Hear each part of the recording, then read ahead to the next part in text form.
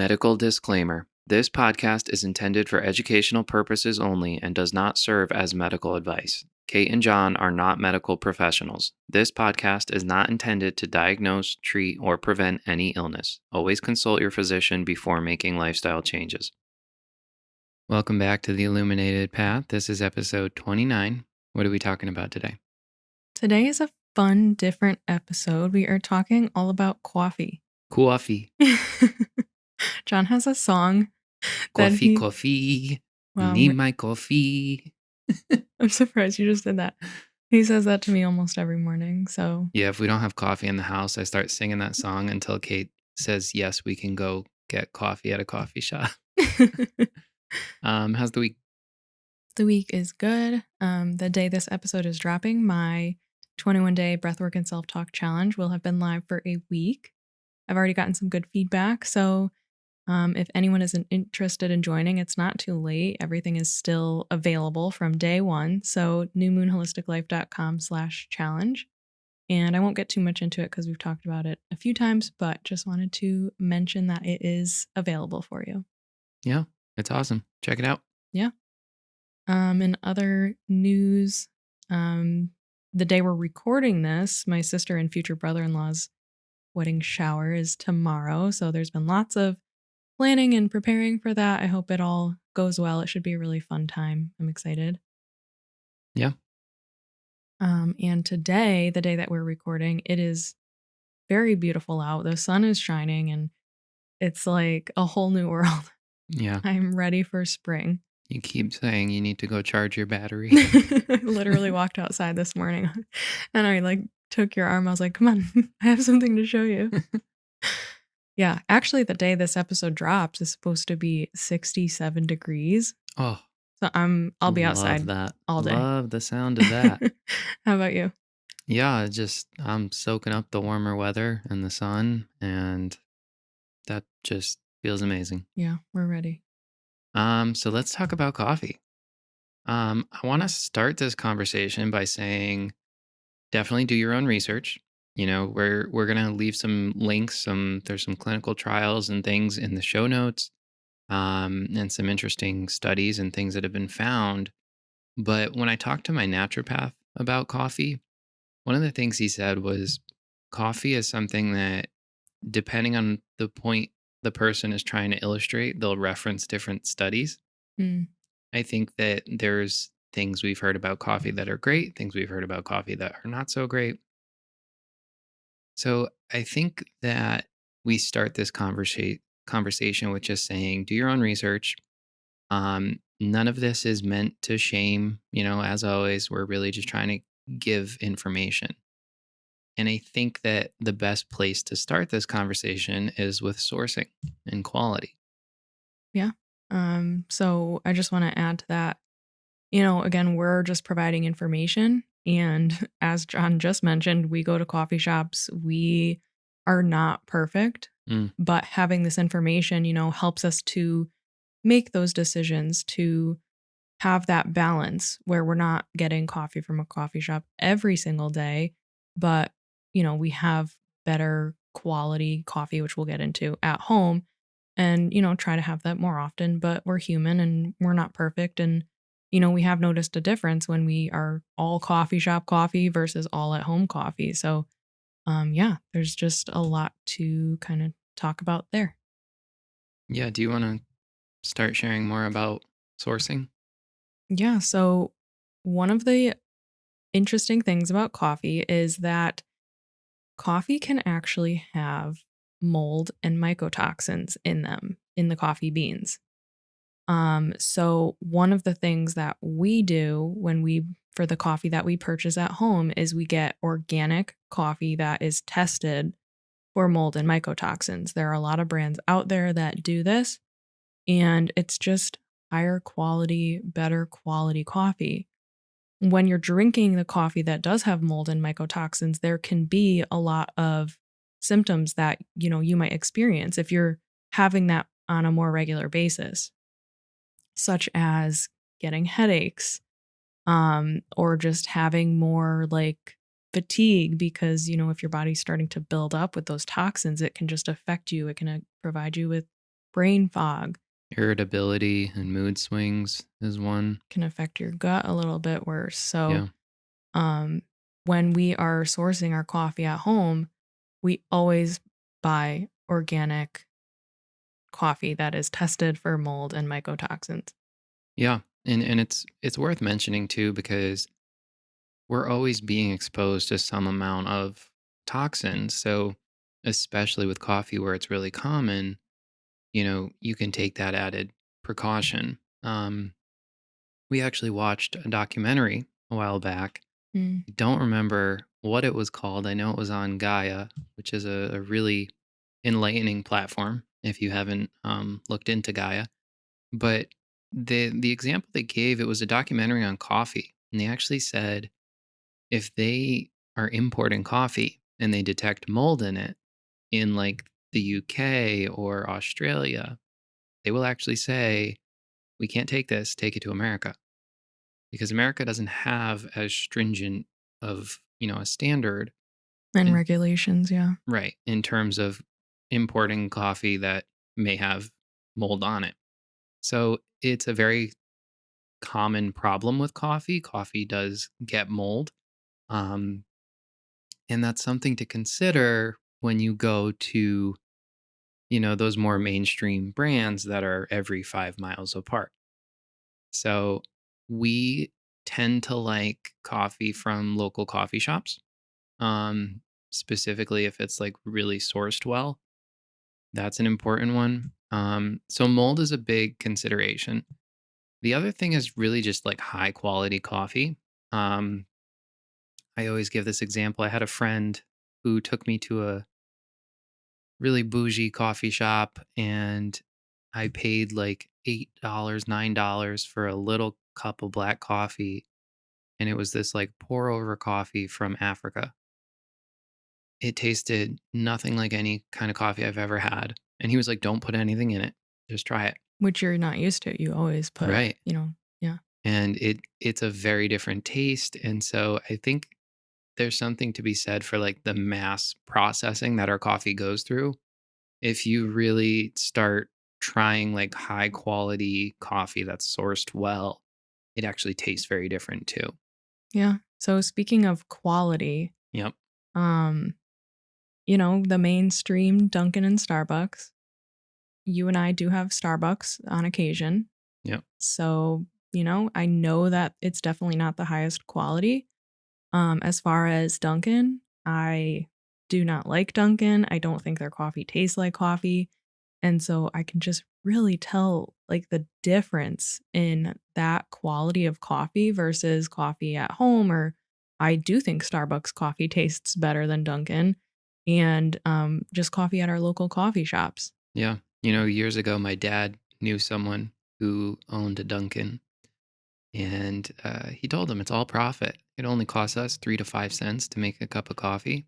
Oh my gosh. But really think about what that means in terms of the quality of the coffee and how it's sourced and how it's just mass produced and likely not tested for toxins. So, Yeah. something to think about for sure. Yeah.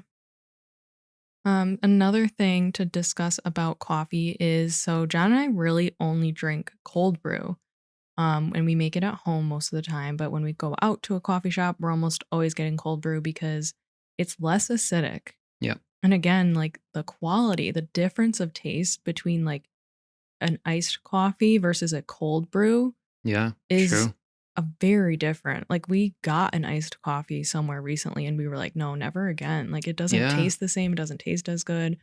And I don't, as far as like you and I are not hot coffee drinkers, I don't I know if used to there's be. like a less acidic version of hot coffee, Yeah. but um it's something to consider. Some people like if they're getting stomach aches or having difficulty with your coffee, maybe try a cold brew and see if that less acidic version sits with you better. Yeah. That's kind of getting into is it good or bad? So we'll get there in just a second, but I think that you made a good point is like how you tolerate coffee is probably going to be the best um, determining factor Mhm. of if it's okay for you or not, if it's good or bad. And that was something my naturopath said too, is like it really depends if you're a person who, if you're getting jittery after you have it, a lot of people get anxious after they have coffee. The caffeine really hits them. That might be a sign you need to work on your adrenals a little bit. So there's kind of things that you'll notice. And I think, again, as anything we've said on this podcast, bring that awareness into um, how you react and how you're feeling after having it. Yeah, absolutely. And, another component to that and to how you might be experiencing or reacting to the coffee is what you're putting in it. Yeah. So again, you and I are not perfect. We'll when we go to a coffee shop, we like a little flavor. We'll get that added sugar, knowing it's added sugar. Yeah. But when you get like the full amount Oh, man. of sugar, I honestly can't drink it because it Yeah. is so sweet.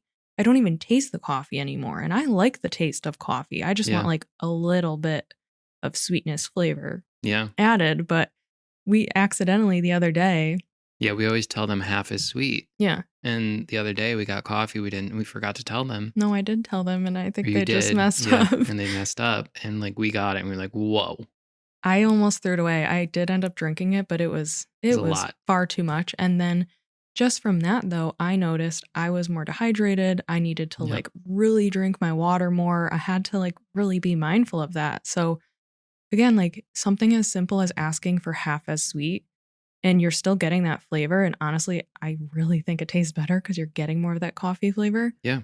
can be huge. It cuts calories, it cuts sugar, it can affect your body a lot differently just by doing that simple switch. Yeah. And like I'm okay getting some of the sugar because that's really like the big place I have sugar in my diet.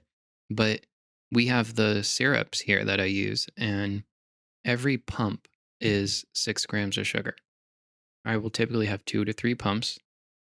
And if you go to a coffee shop, they typically use 4 to 6. That's a lot of sugar, Yeah. especially if you're getting this in the morning. And we've talked about how that contributes to brain fog and a lack of focus, a reduced attention span. So, having that glucose spike and a lot of sugar early in the morning is not going to help you. The other thing is creamers. So, when we really started drinking a lot of coffee, oat milk started coming into the scene. Mhm. And we're like, oh, okay, yeah, we'll get some oat milk. We like that. I don't like almond milk because the aftertaste is weird. Um, but oat milk spikes your glucose really bad. Yeah. And it's really not a great option. The great option it's been portrayed to be, especially when you consider that oats are heavily sprayed with glyphosate. Right. So that could be again like causing other symptoms. Right. You might not even notice it or think that that could be, what's causing things, but it is important to look at the creamer you're using and some of these, brands have so many ingredients. Yeah. There's just oils and gums and all these added preservatives and like then there's brands that it's 3 ingredients. Yeah. There's really no need for Right. all those extra ingredients. They just cause inflammation and responses in your body.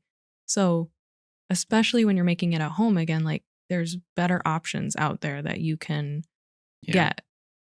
And so we did coconut milk. That's kind of our go-to now. We make coconut milk at home. If you are adding creamer, keep an eye out for added sugar because that's really the big one. Like anything in America, they're pumping it full of sugar for no real reason. Yeah. Um, so that kind of takes us then to, is it good or bad? We don't have an answer.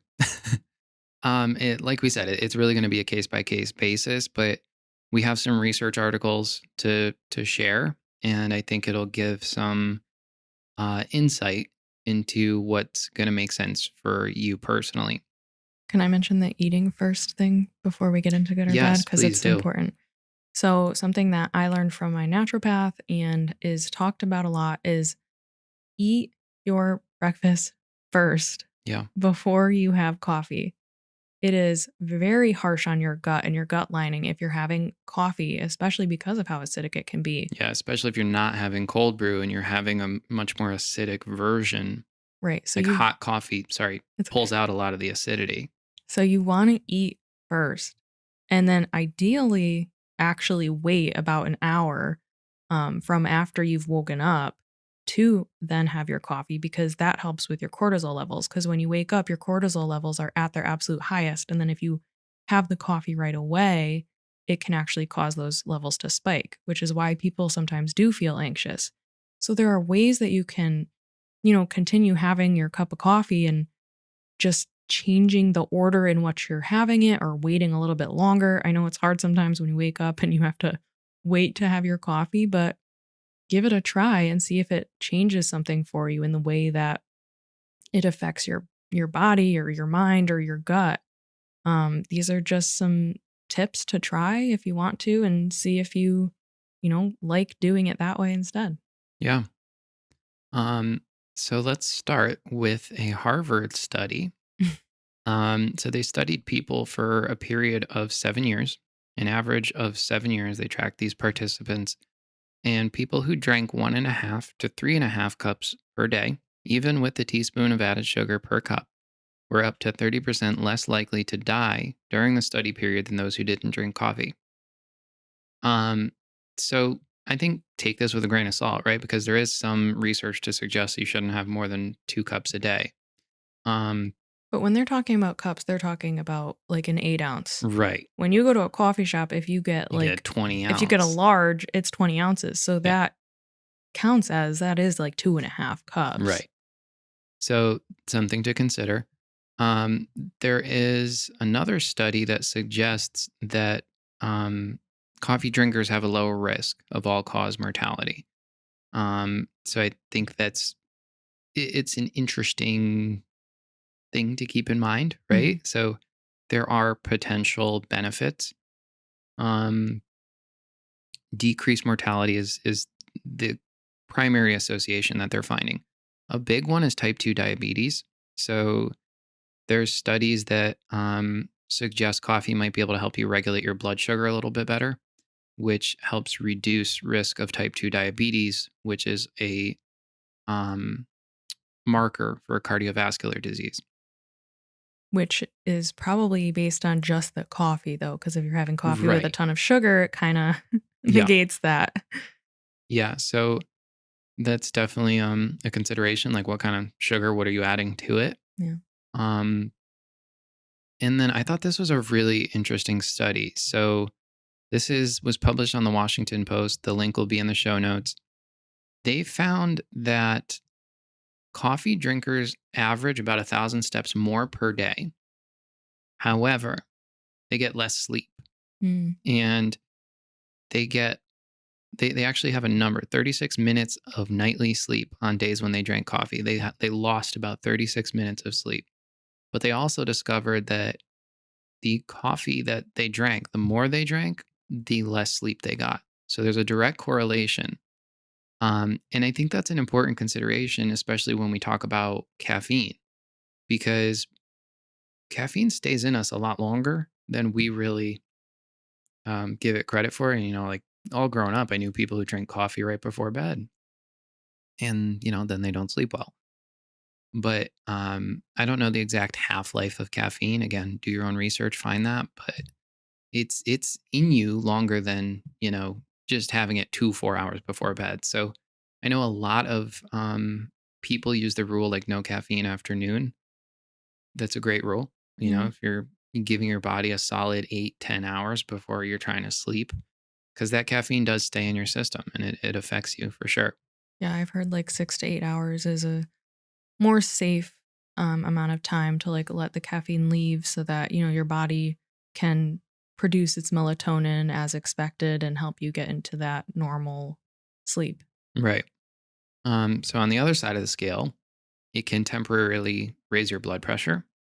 And we know a lot of people who get anxious after they drink caffeine. So it's kind of finding that out for yourself, right? If you're someone who gets really jittery after you have coffee, maybe you take a break. The thing I think you discussed this with your naturopath that it's generally well tolerated if you cut it out and then you slowly reintroduce it.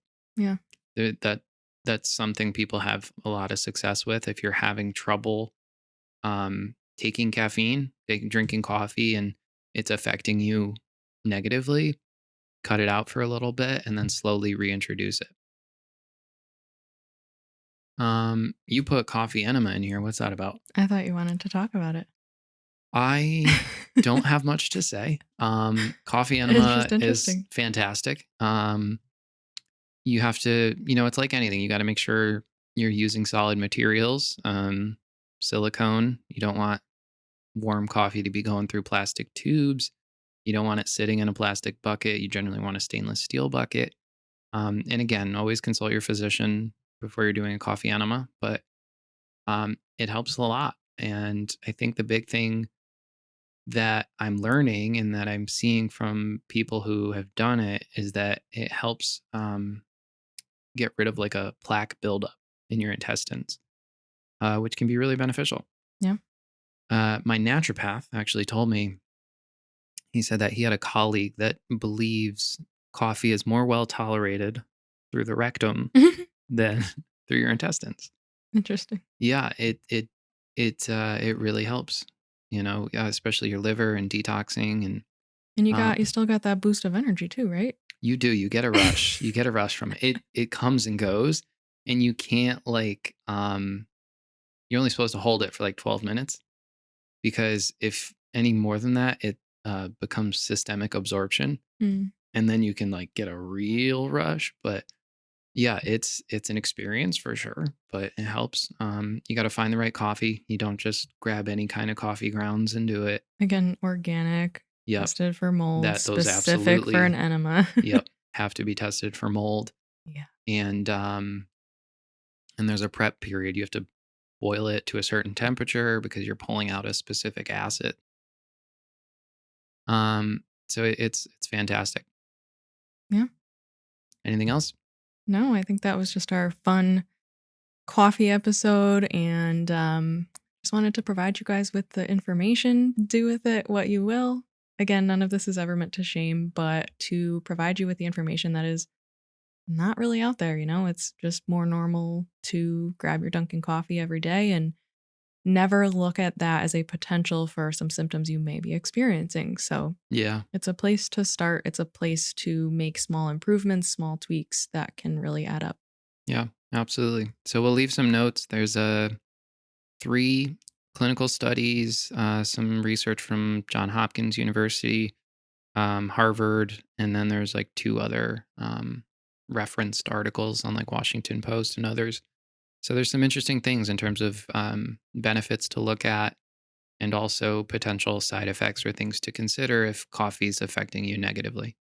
Yeah, but enjoy your coffee. Otherwise, enjoy your cup of coffee. Friendly reminder, this podcast is sponsored by New Moon Apparel. That is our Zen motivation and moon themed clothing line. You can shop designs at newmoonapparel.com.